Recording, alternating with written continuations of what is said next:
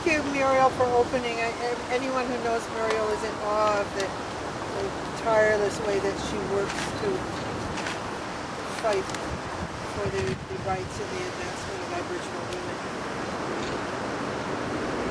And I want to thank you, Nazia, and your organization for this opportunity to speak to you today and to affirm our unity, that we are one humanity, engaged in one struggle to create another world in which conflicts are not settled by war but by peaceful means, where the rights of all people and peoples to be is affirmed and guaranteed, where discrimination and the promotion of hatred and division amongst the peoples are a relic of the past. I think it's very important that in organizing the rally you emphasize respect and that we are one humanity. Within this one humanity, we are not divided by the color of our skin, by our so-called race, which is the most unscientific term ever come up with. We are one. Within this one humanity, there are many peoples, nations, who have and must have their own thought material, their own culture, their own way of life. Another way of expressing this need for respect is to say that everyone has the right to be. The right to be is a right for individuals and for their collectives, their nations, and their societies. Now, when I was growing up, the textbooks used in the schools said things like this. Indians live in teepees, Eskimos live in igloos, and people live in houses. So we think that today no one would dare to say such a thing to our students. We think that this level of overt denial of the basic humanity of the Aboriginal people, the denial of their very existence in this land, and that this is their land, we think that's over. But I heard from a student doing a practicum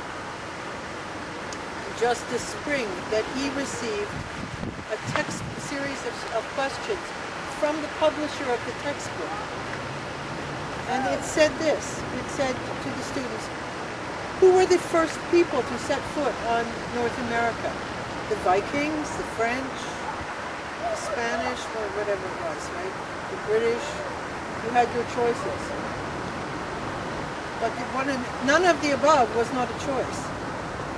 So today still, 2007, in the schools, we're still teaching people that Aboriginal people are not people, that they don't even exist. So that is not, like, even that level exists.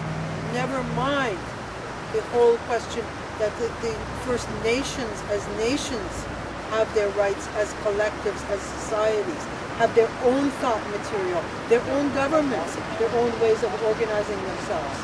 So the discrimination and the way in which Muslims are targeted today, it has its origins in this colonial mentality, this Eurocentrism, this white man's burden, under which everything is justified, that you are the civilized colonizer coming to civilize the barbaric people.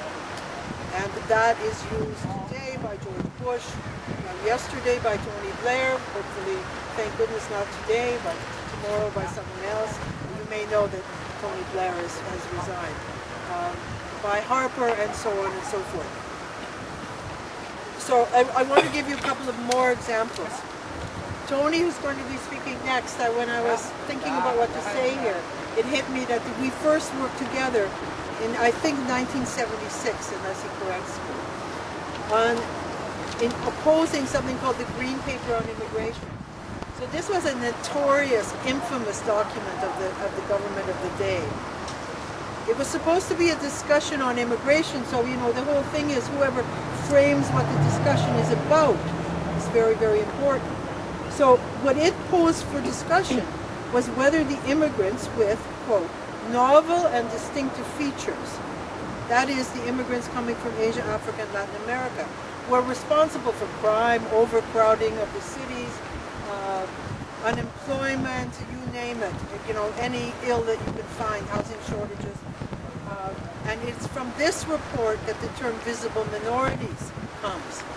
And the policy of categorizing people on the basis not of their nationalities, their national origins, their real identities, but on the color of their skin comes.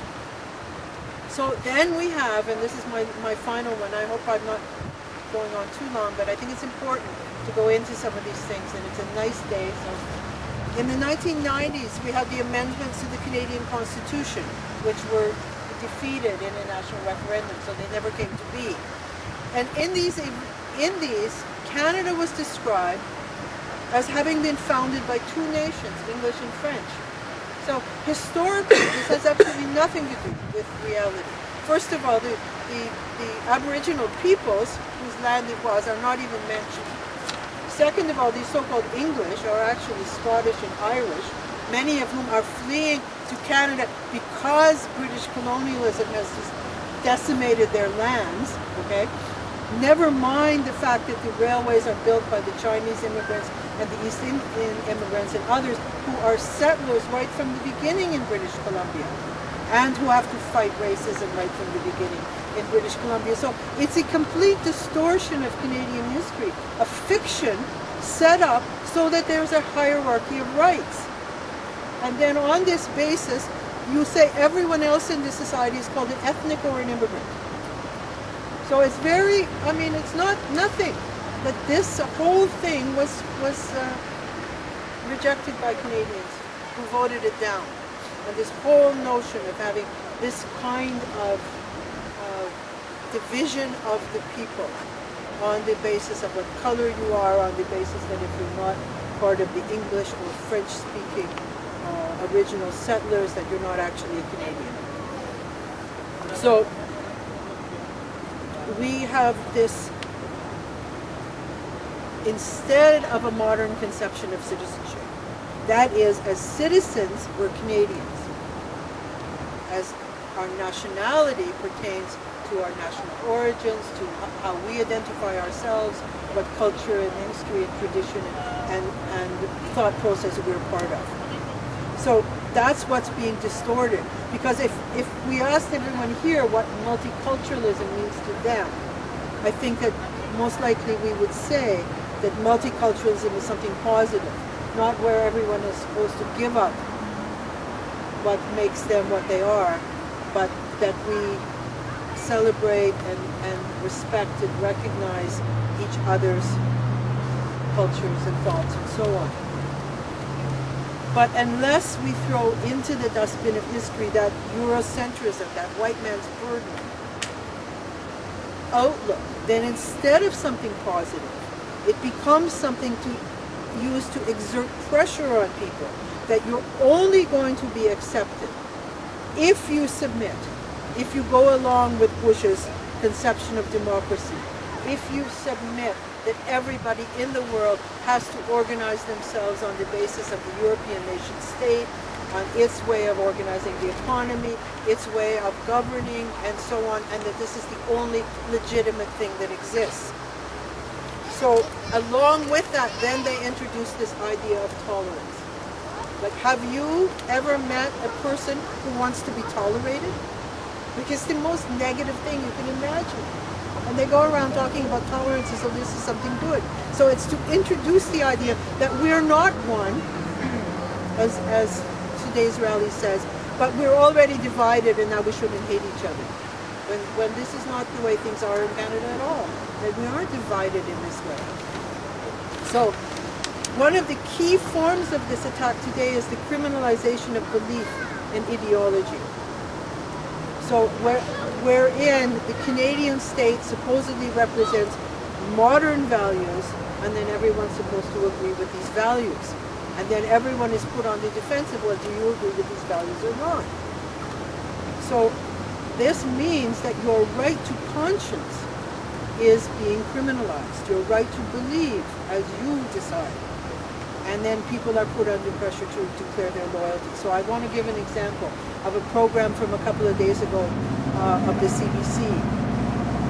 So the CBC had a program on honor killing. And there was two things that struck me about it. The first is, even though they said at the beginning that there's nothing in the Quran that justifies such a thing as an honor kill. Yet the whole impression was left there that somehow this is associated with Islam. Now, George Bush believes, right, that he's doing God's work in Afghanistan and Iraq. But I don't see the CBC organizing programs in which every Christian has to justify themselves whether or not, they believe in war and violence because of what George Bush says. So why is this the case when it comes to Muslims? That if someone does something, that you suddenly are on the hot seat, that you have to justify yourself. Harper thinks he's doing God's work in Afghanistan. And he can dismiss anyone who disagrees with him as a scumbag, as a terrorist, you name it. And so we don't put everyone who espouses the Christian beliefs on the hot seat and says that you have to justify why you believe such things. So why is this the case? This is how the pressure is exercised. But the second thing that really hit me is that the presentation is though this terrible problem which still exists in virtually every society in this world, almost every society in this world, of violence against women, is presented as though it only exists somewhere else, and it's the problem of some backward people. That's how they present it. So we all know that right here in the city of Edmonton, this is a very serious problem, the violence against women, both inside their homes and outside their homes. And we know that every serious person wants to solve that problem. So why is this divorced from the reality that this is a problem which we together take up for a solution?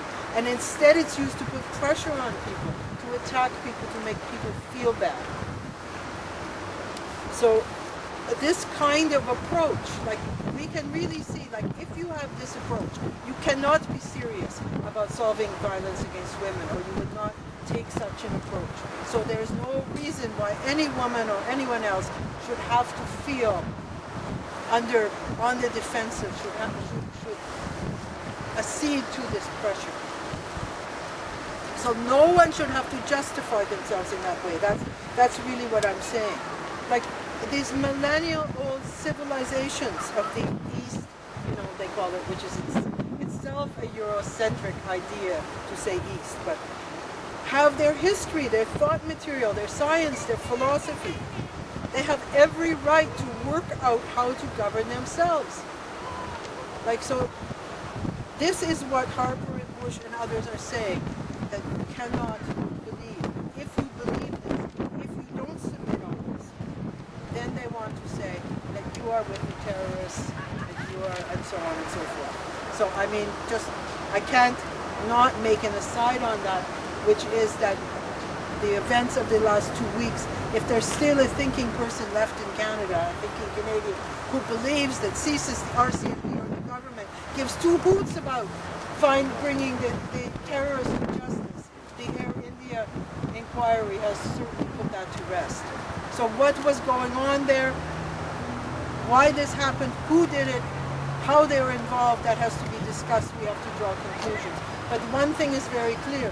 There is nobody amongst the people who has to feel any pressure to justify themselves and say that we're not with the terrorists and all this. Because we want anyone who commits crimes against the people to be brought to justice. It's not us. It's not the ordinary people. It's not the working people. It's not the peace-loving people. It's not the Muslim community who have been stonewalling the bringing of people to justice.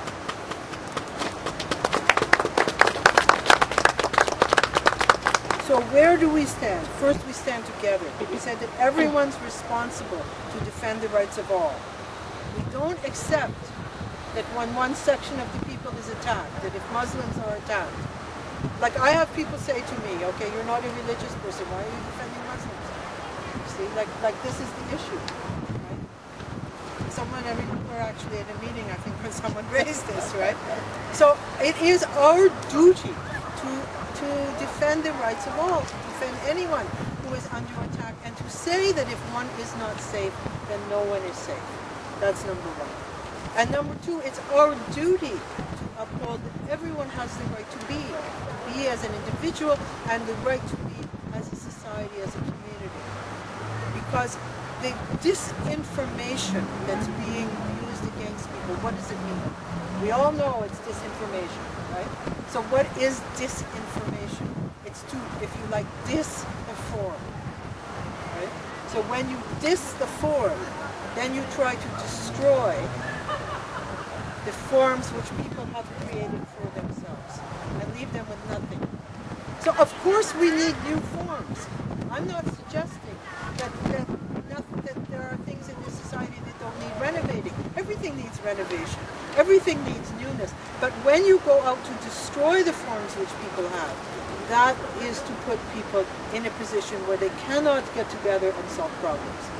So when we come here together today, we're saying that together we will stand against any form of racism or discrimination, that we stand for peace, and that we come here today to reaffirm that, to reaffirm our stand that governments are duty-bound to provide every member of the society with